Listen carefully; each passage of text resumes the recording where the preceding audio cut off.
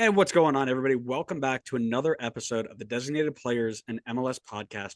We're here with Nick from Glass House Soccer to talk all things Chicago Fire 2024 season. Nick, how are you? Thanks for being here. My pleasure. I'm really glad you guys reached out to me. I am, from a soccer context, I'm thrilled. There are only a few weekends without MLS left on the calendar, and everything Chicago's done this offseason has just gotten the entire fan base re-energized, reignited, if you'll allow the fire puns throughout the episode. Listen, Tom Barlow has that effect on a lot of people. I know specifically from myself. So we'll be talking about our king and our legend for a lot of this episode, I'm sure. It may Happy to be do an it. entire episode, and you know what? That's okay. But really happy you're here. Really excited to talk about some of the other non-Tom Barlow moves. But before we do any of that, we need to go through our Scarf of the Week segment, or in this case, Kit of the Week segment. So, Nick, what are you rocking today? It looks like a great kit. So yeah, this is the Chicago Fire, a kit for all kit that they released prior to the 2023 season.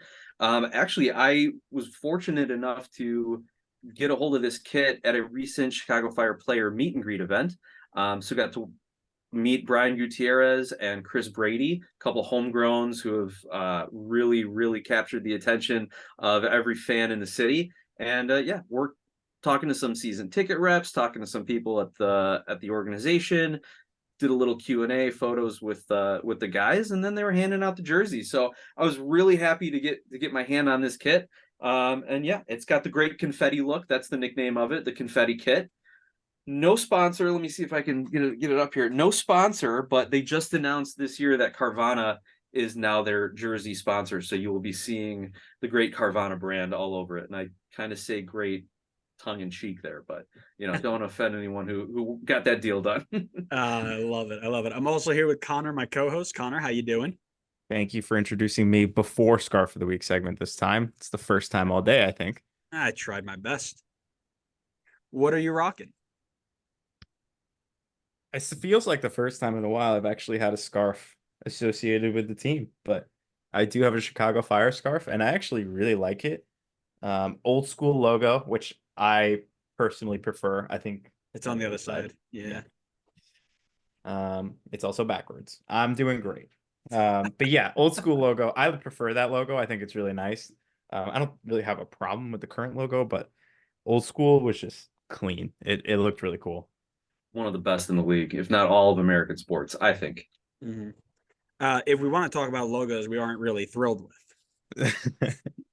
I also have a Chicago Fire scarf, and I nabbed it before they could take it off because it's one of the old, I guess, older new ones where we had the first rebrand, the rebrand of the rebrand. I forget where this falls in rebrand land.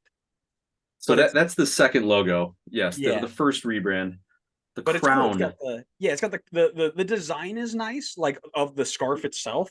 Albeit the logo being underwhelming in my personal opinion, but I think that's always going to happen when you try and change from what's always worked with the Chicago Fire original to where we are now. So yeah, and that was the Fire's goal when they did that rebrand.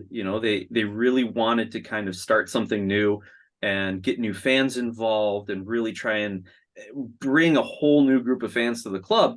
But the rebrand was just so terrible. They got so far away from what made the club special in the first place that thankfully with current owner Joe Mansueto, when he came in, the very first thing he did was get a new logo. And it made so many people so happy.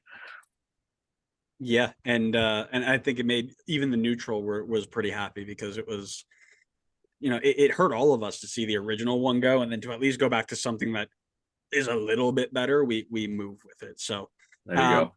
Yeah. So as much as we want to talk about the rebrand and all those things, we probably should hit a little bit on the current Chicago Fire with as much excitement as I can remember coming into a Chicago Fire season from a neutral standpoint. Right now, Frank Klopas is entering his second stint as Chicago Fire manager, his first full season in charge during that second stint after taking the interim tag in 2023. Last season, he, dragged them along to a 13th place finish in the East, 24th overall, 40 total points, 10 wins, 14 losses, 10 draws, and they did end up missing the playoffs. How do we feel about the Frank Klopas getting the full managerial tag? Yeah, so I'm going to answer this in two ways. The fan opinion is a lot of people like Frank Klopas, partly because of his fire legend status. You know, he's in the Ring of Fire, so he's inducted into the kind of the Club Hall of Fame. He won those trophies as a player with the club when they started back in '98.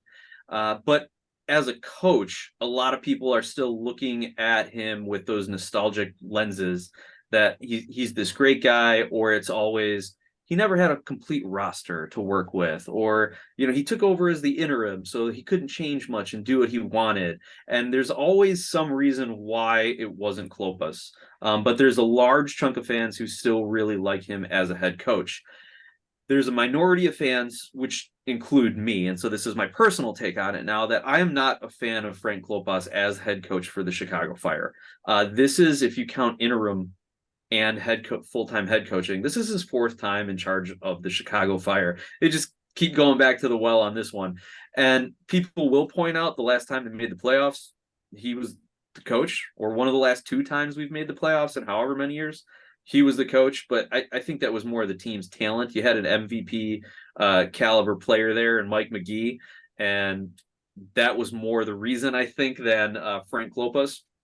And if you look at his coaching from last season, he really was not very flexible. He really didn't know how to adapt late in the game. And also, we criticized Ezra Hendrickson before him and Frank Klopas that they really couldn't figure out a way to get Xherdan Shaqiri and Brian Gutierrez on the pitch playing well together. Those are your two best midfielders. They both prefer to play centrally, and every time they tried to push the other one out on the wing, they didn't have success. Brian Gutierrez as a winger, not as good as Brian Gutierrez as that playmaker in the middle, and they just couldn't figure it out. So I'm very critical. I'm going to be watching Frank Klopas with a very, very critical eye this season to see how he can integrate some of these new players, how he's going to change up his tactics and formations, and whether or not he can adapt to MLS play through the course of the season and through the course of the game. Mike McGee, what a name. I haven't heard that one in a minute.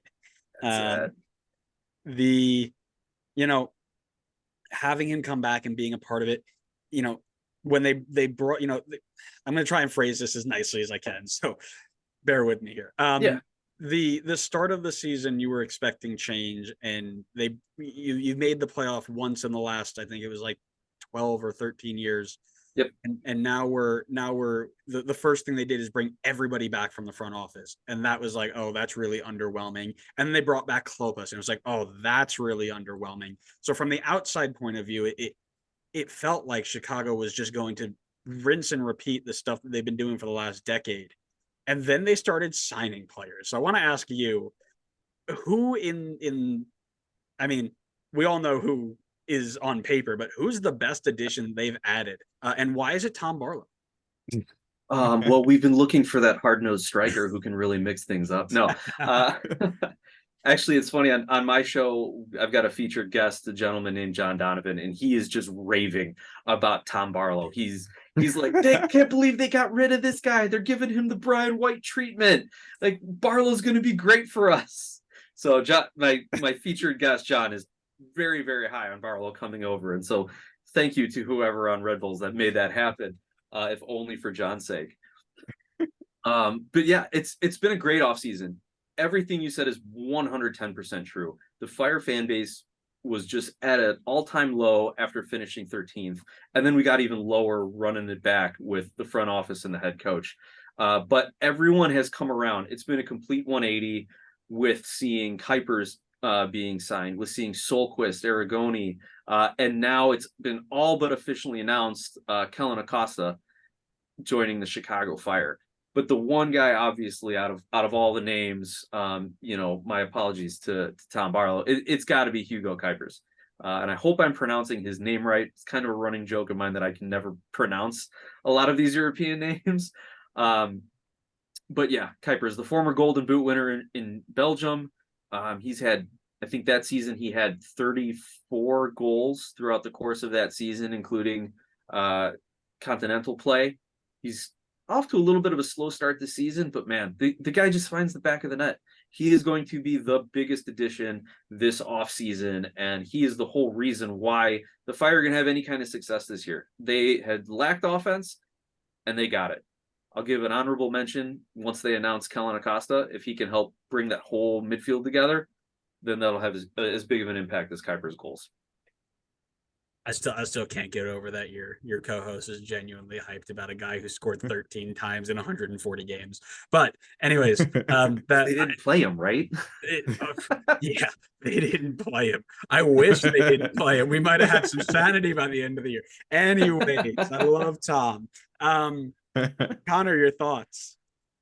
Yeah, it's Hugo Kuipers, right? Like, I guess you could make the argument for Kellen Acosta, but I'm gonna hold off on that one until it's kind of more, I guess, officially in the books. I mean, and by that I mean I when I see it on Transfer Market. But yeah, Kuipers is a huge signing. He was a consistent striker for one of the big dogs in Belgium, and coming off a 22-23 season where he had 20 goals, like that's crazy. That's amazing numbers. Not only another very competitive, good league, but even if someone who came into MLS put up 20 goals in a season, I mean, that's massive. So, um, to me, this is one of the most big time moves that Chicago has made in recent history, and I think it really bolsters that striker spot behind Starlo Barlow. I mean, obviously Tom Barlow is the starter, right? So Hugo Kuipers is gonna be great backing him up. Bro, No, I can't wait to see that super sub of Tom Barlow running them into the ground for 75 minutes to a 0-0 game just for this guy to come in and get 15 goals in the last 15 minutes and set some sort of record on that. It'd be that's a play out of Chris Armis's book.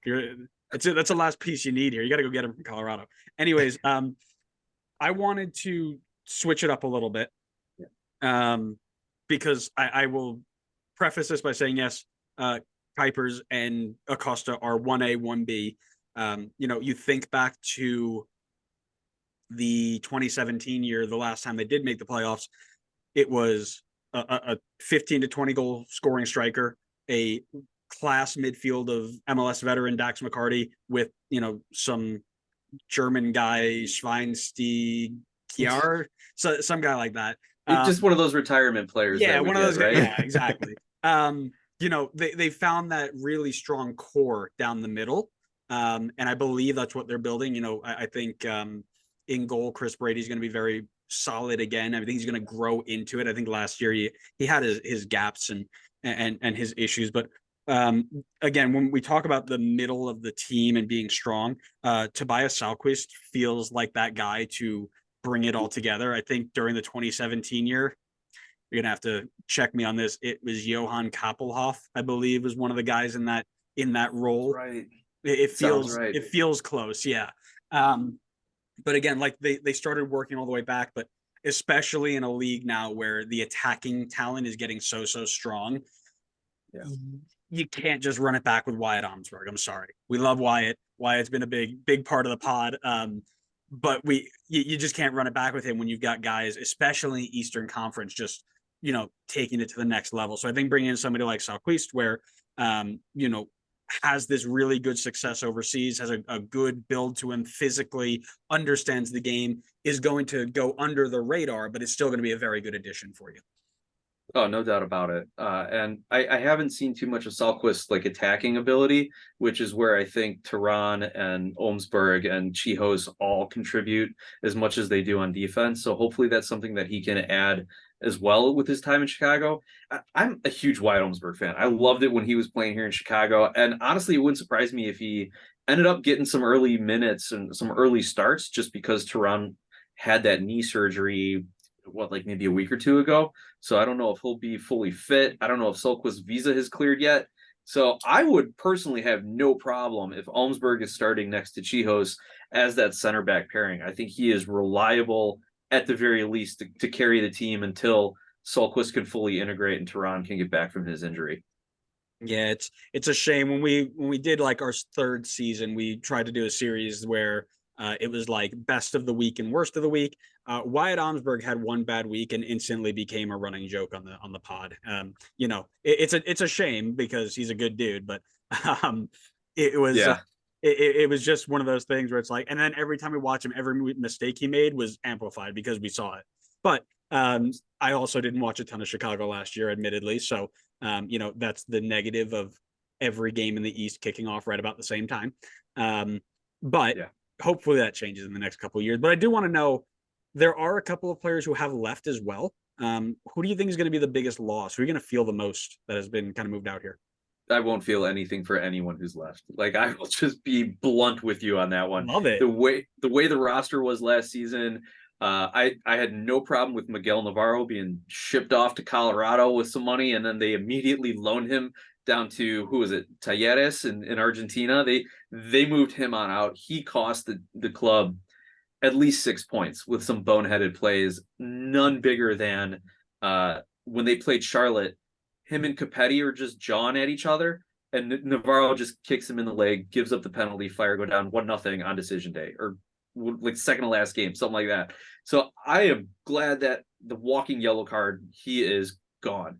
Jairo Torres, big name, big excitement, him coming from an Atlas team that had won a couple Mexico titles there, Liga MX titles, came in injured, never found a groove. Like, everybody wanted him to succeed, and it looks like he and the club have mutually parted ways, and he's signing with FC Juarez now. So I wish him nothing but the best. Everybody really wanted him to succeed here in Chicago out on the wing, but it just never got going for him.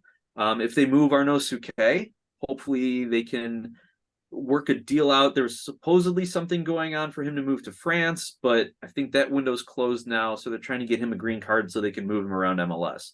And again, he was a solid right back, did his job for the most part, but for $680,000, he's not really moving the needle much towards playoffs, towards trophies. So any of those guys that will be moving on, including Casper Shabilko, who they're probably going to use their one-time buyout on, any of those guys, I will not miss them. Before I let Connor go, I just need to do an ode to Casper Shabilko, my dark horse golden boot runner from 2022. Back in 2020, I think it was 22. It was 21 or 20. I think it was 22. I thought Chicago, because they just brought Shabilko in, they had done kind of the same sort of 2017 build with a big striker, a talented winger, strong down the middle, same thing we're talking about now. And I said that Casper Shabilko was going to win the Golden Boot and take Chicago to like fourth in the East that year. They did not do that. So, and then they played him as a lone striker. Yeah, and he drifted. I think it was Ezra Hendrickson's first year, and they had him, all 6'5" of him, drifting out into wide positions and playing services into like Shaqiri standing in the box among like the 6'6" center backs around him. Like, it just didn't make sense. But anyways, Connor, your thought on the biggest loss? Yeah, I'm definitely of the same mindset that I don't see a single guy that's left where Chicago's going to be like, yeah, we feel the loss of that one. I think Torres is an addition by subtraction, freeing up that DP spot. As you said, Navarro just never got it to work well with Chicago. The guy I went with, and now that they brought in Kuipers, it's even less of a loss. But the guy I had originally picked was Kai Kamara, just because he just knows how to get goals in this league, and he's 39 now, so odds are he'd be getting maybe 1,000 minutes at most if he were still here. But he was just reliable. And I think before Kuipers came in, I kind of had some question marks about the striker spot, who was going to play, how successful were they going to be. But with Kai Kamar, you knew if he had 1,000 minutes in the season, he's going to get you like 5 or 6 goals when you called upon him. So again, losing a 39-year-old, you're probably not losing sleep over that, but it wasn't exactly the best list to choose from. That's fair. I actually had mentioned Navarro as the guy, but simply because he's the only one who really played. And it seems like it's actually more of an addition by subtraction. So I'll mention some of the youth guys who kind of came in from the pipeline thinking they were going to be the next one up, follow maybe in the Gutierrez step up. So Moniz and Rodriguez. And I think one or two of them are coming back on contracts. I thought I saw that rumbling around somewhere anyway. So I'll just echo the sentiment that's been kind of around here. There's not too many big losses here. So I'll just say the only person who really played so much was Navarro, and we'll see where it goes from there. Yeah, I think if we can flip it to the coaching staff too, CJ Brown, the Fire legend, he has been moved, depending on who you believe. He was either forcibly moved or like given the alternative to move or be fired, left as an assistant coach and is now working in the front office doing some community relations type stuff, youth building, things of that nature. So they might miss his defensive acumen from a coaching standpoint. Oh, very interesting. Yeah, coaching changes have so much of an impact on the league that you don't really see. And you can't really measure in things like this. That'll be interesting to watch too. But speaking about things to watch, we are curious from your point of view who the next person to kind of break out and keep our eye on is going to be, whether it be from the youth academy into rotational minutes, from the bench to starting 11, or from decent starter to top 10 in their position in the league. Yeah, and obviously you're gonna keep your eye on Kuipers and see how many goals he scores. But from a development standpoint, I really want to see Brian Gutierrez. Again, he's been a starter for them last season, and maybe he's not kind of that like be real name coming up from the youth academy. But at this player meet and greet I was at last weekend, he came out and said, "I want 15 combined goals and assists this season. That is my goal." And if he can make that jump from, I think he maybe had 7 or 8 this past season, if he can make that jump and he can integrate well with Kuipers, if he can bring in the rest of the midfield and really become kind of a leader by example on this team. Because if Acosta comes in, he's probably going to be a more vocal leader, I would imagine. But Gutierrez can be a real leader by example. He can take that next step in his development and start those conversations again with him saying, "Oh, should he get a look at the U.S. national team on, maybe some of the Gold Cup rosters?" Supposedly, Berhalter's reached out to him about being on the Olympic roster. Is there going to be that international interest that we all speculated when he was coming up as a homegrown?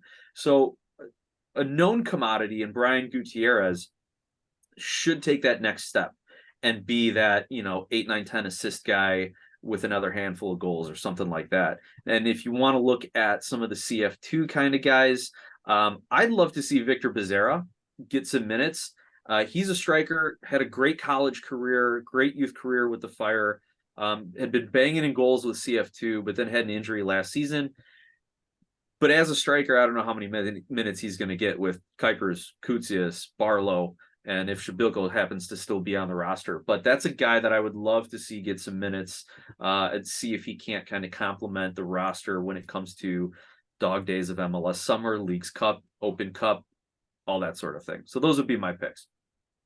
Very interesting. I like that. It's a sneaky one. I wasn't even looking at that. Connor, your thoughts?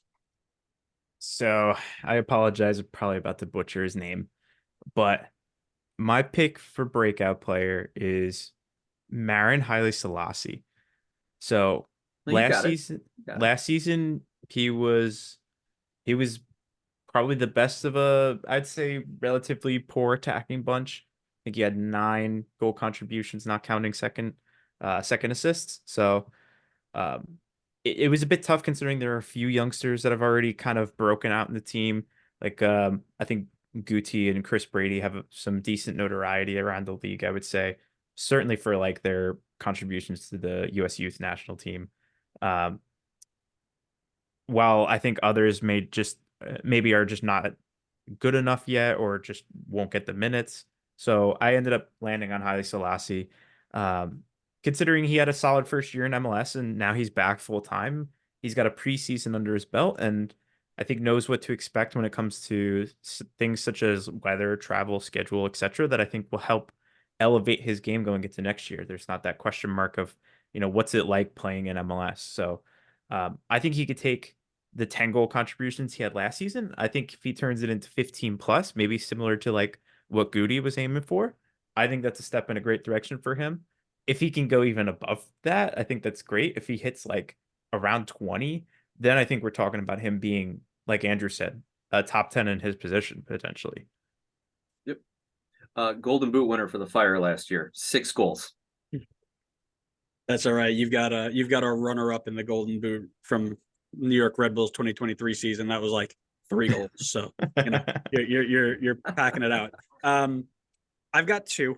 One of them, I joked to Connor that I was going to include here because I'm legally obligated to, and that is Tom Barlow. There's just something about the next Brian White that we were mentioning about before, that next Brian White treatment, that as a Red Bull fan, you have to know is going to come, because that's just the way these things work. Um, I don't think he's going to be Brian White level where he's getting national team call ups, but um, the fact that he couldn't score, he scored 13 goals in like 140 games for us. It wouldn't shock me if he shows up and he plays 1,000 minutes off the bench and gets himself, you know, a career best in goals of like 5 or whatever, whatever that number is. Yeah. But the real one that I'm keeping an eye on is Koutsias, Georgios Koutsias, the 20-year-old U22 attacker. When he played last season, there were bits and pieces of him that I was very impressed with. That I, you know, as a just neutral watch, I was like, oh, he's got something there. Like there's something that can definitely come out of that, and you know, can be molded. He just didn't have all the pieces put together. I don't think. I think there were times when he tried to do too much, or you know, wasn't capable of doing certain things. So entering his second year here in Chicago, I'd be very interested to see how Klopas plans on using him, and if he can, you know, become more of a mainstay in the group, even if it's as a first guy off the bench. You know, he's always coming on, whatever it may be. Be interesting to see how that works for him, because I think he's got a lot of potential, a lot of talent. It's just, you know, if you're going to play in a one striker system, it's going to be tough to get over Kuprius. But even if you play as a 2, I don't think you're spending up to $400,000 in GAM for Brian White, unless you're for Brian White. I'm reading my notes here for Tom Barlow. If you're not planning on using him to press the hell out of a team for 75 minutes and create chances so that you can serve it into your new $12 million striker, right? Because that's the issue I think Red Bull had, was we pressed high. It was great. Tom was so good. You know, they talk about all the time. Tom doesn't score, but his underlying numbers in the, you know, pressing in the attacking third, blah, blah, blah, blah, right? It looked great. The problem is when we started serving the ball in, we didn't have anybody who could finish. Now you've got this big $12 million guy. I wouldn't be shocked if Klopas isn't doing this thing where he's teaching, hey, we're going to force the ball to Tom Barlow's side. Tom's going to press the hell out of him. We're going to win it in the attacking third, and we're just going to dump the ball into our new $12 million man, and he's just going to score as many times as he can. Like, I wouldn't be shocked if that's the game plan, because that's what Tom does. Tom is not a goal scorer. Tom is a second striker who does the dirty work so that the other guy can get all the good plaudits. So watching both of those guys this season. I love the Koutsias shout, and I've talked about it a little on my podcast, that we don't know what kind of striker he is. Is he the lone man hold up play guy? Is he the high counter pressing Tom Barlow kind of guy?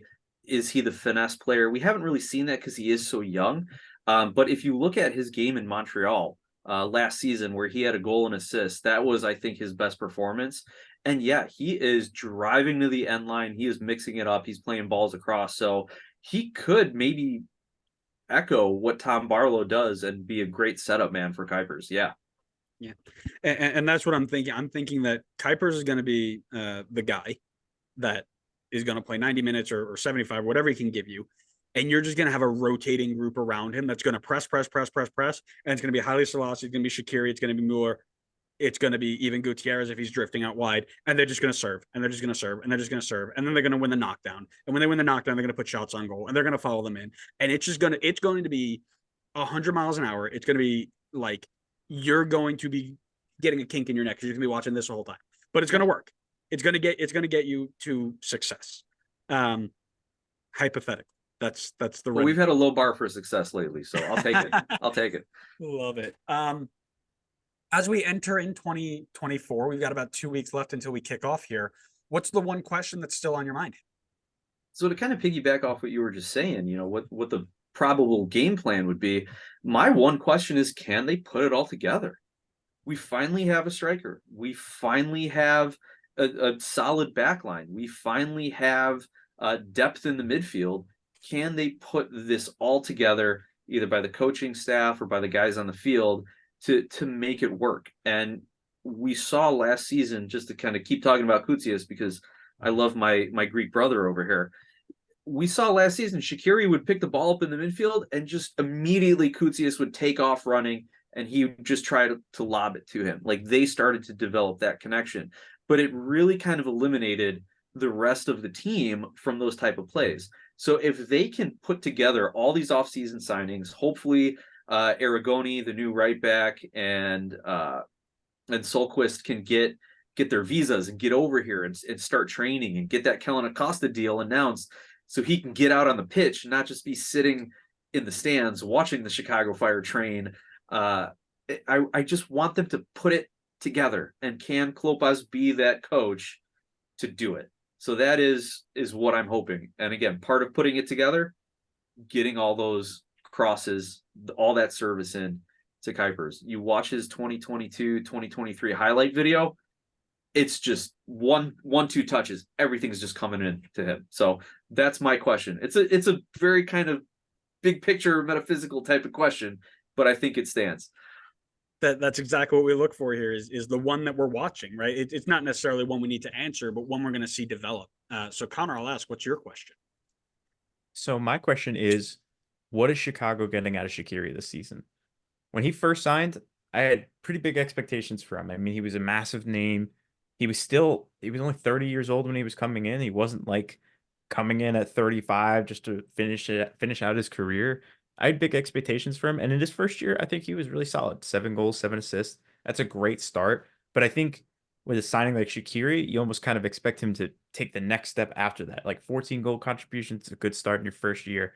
Next year, we want to see him hit like 20, right? Like, I think Shaqiri's got the potential to be in that MVP conversation if he's at his best. I mean, this is a guy that played for Liverpool, Bayern, Stoke, Inter. Like, he played all over Europe and he was good, like almost everywhere he was. So then you look at last season, you expected him to go forward. He went backwards. He had 5 goals, 4 assists. Just really wasn't getting things to click. So what does it look like this season? Is he going to rebound and, move more towards year one's numbers? Does he surpass year one's numbers? Does he kind of stay at this little bit lower level? Like, and if he does stay at this lower level, how much of a leash does he get? If he's struggling, does the team kind of like push him to the bench and let guys like Guti and Haile Selassie kind of take over and help out? Maybe that's a question of how close Chicago is in the playoff hunt, but yeah, I'm keeping an eye. Shaqiri is the one I'm keeping my eye on this year.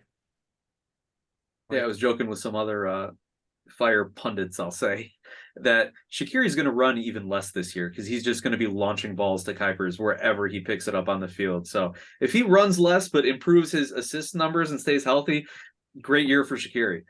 It's gonna be a comparison, him versus Busquets, who does less running. Yes. Busquets, pick up the ball. Where's Messi? Kick it. That's the Andrea Pirlo. Rinse and repeat in Chicago. I love it. For me, the question is, now that Jairo Torres is off the books, this question is written if they can get Jairo Torres off the books, but now we know where that is. How quickly do they look to replace this designated player slot? Like, is it going to be this year? Are they happy with where they're at? They've never been afraid to spend big. I think they're probably 2 of the top 20 purchases, maybe more, over the last half decade to a decade now. Yeah. So how quickly are they looking to replace that role? And where are they looking to replace it, right? Like, are we looking to go ahead and do a straight swap for a second DP striker? Are we looking to use it out wide in more of an attacking midfield role, a straight center mid? The trend of DP level 6'8" players are showing that if you can get somebody at that level, I think Doumbia was kind of there, but not quite at that level.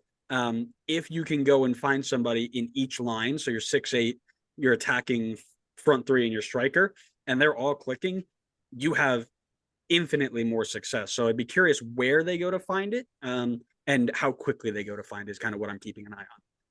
Yeah, I'll add to that. They probably aren't going to go too quick. There's been a lot of talk now in Chicago with Kuipers and Acosta coming in, like, well, where are we at with roster compliance? Like, that's been the buzzword here in Chicago, roster compliance.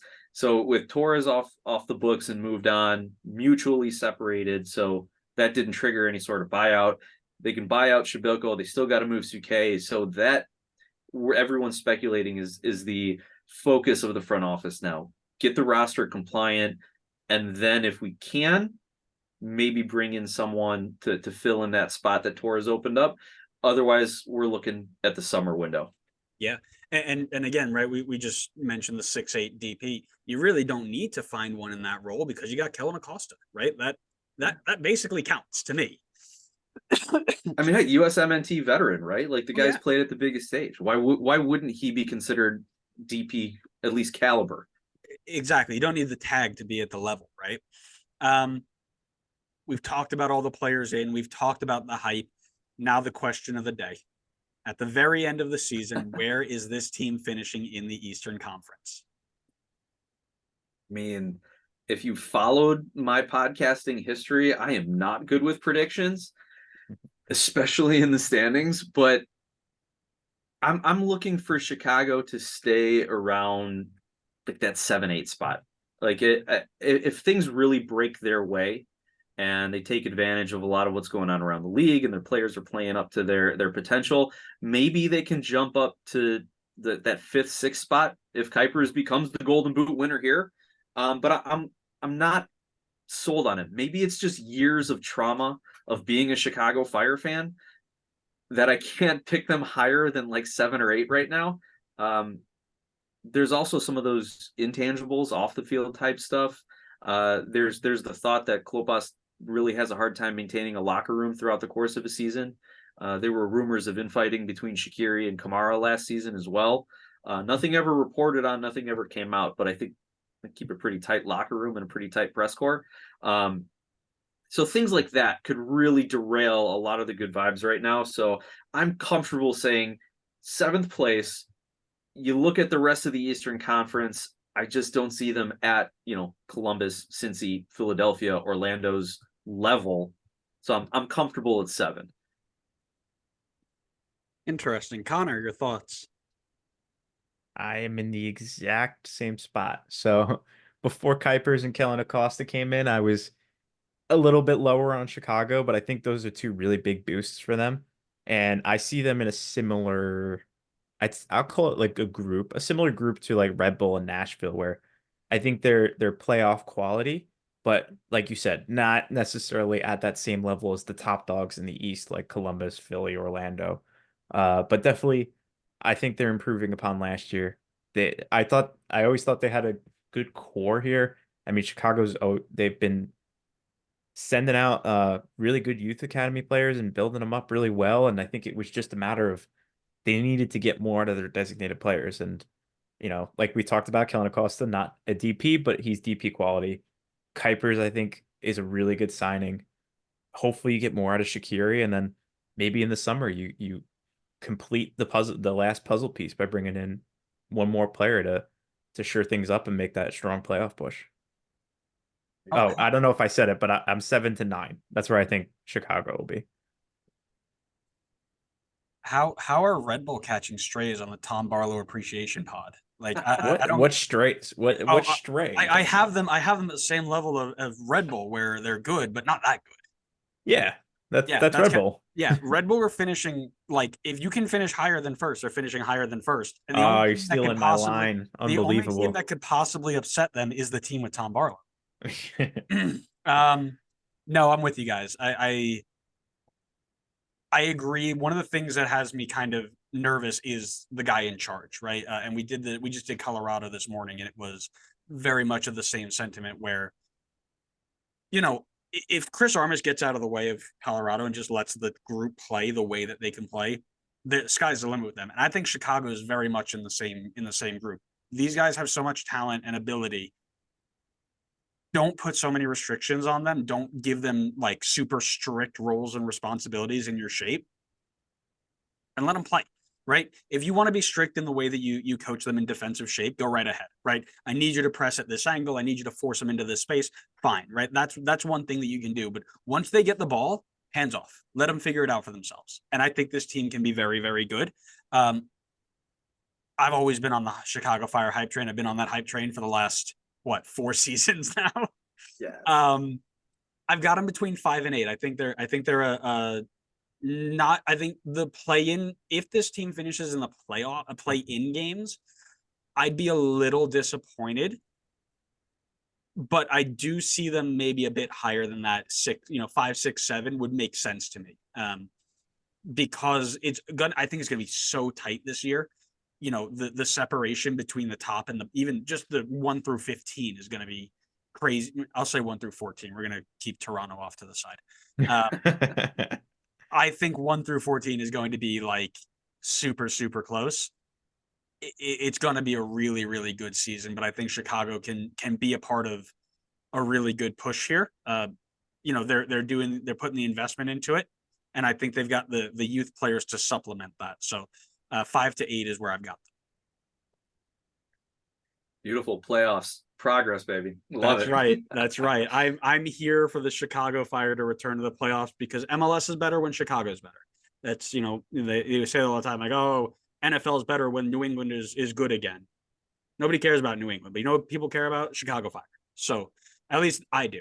Right. I'm big into the original 10 being legit and then the original 12 being good. So bring these guys in with them, and let's get back to good roots here. So Nick, I want to thank you so much for coming on and chatting with us. I know we maybe went off on a couple tangents, but I appreciate you going with them. Hey, that's the fun about having these MLS conversations, right? There's so many ways that you can go, so many avenues to wander down in conversation. But it was so much fun. I'm really glad you guys reached out. Good luck to your Red Bulls as long as they finish even with the Chicago Fire. I think everybody's happy here, right?